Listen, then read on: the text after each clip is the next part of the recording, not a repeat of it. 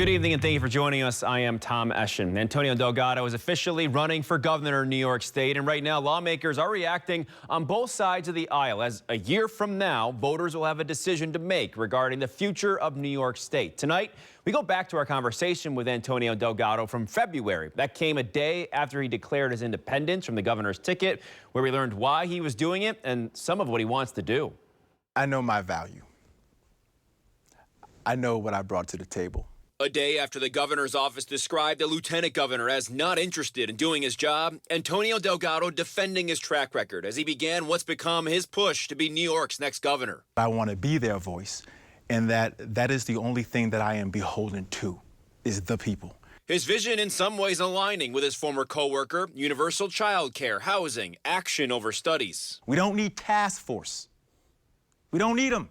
These are items that actually the governor has actually been doing since her time in office. Delgado says while he believes in capitalism, he says the state cannot allow it to go unchecked. You take those resources that would have otherwise been used to prop up corporations that don't need it, and you reallocate those resources in our high-needs communities. The announcement with a ripple effect among New York politicians. Elise Stefanik has hinted at a gubernatorial run on the Republican ticket, sending a statement today saying, "There's a reason I dubbed Kathy Hochul the worst governor in America. Her own lieutenant governor that she handpicked is now primarying her, which shows she has lost support not just from Republicans and independents, but Democrat New Yorkers as well." Mike Lawler, another potential GOP candidate, echoing that statement. It's kind of ironic, right? The criticism before is there was no primary for president, and geez, they're a mess. And now it's like, geez, now they're actually having a primary, and now they're a mess? Tom Suozzi ran against Hochul in the 2022 primary and lost, on social media saying, "Antonio, you're a talented guy with a great future.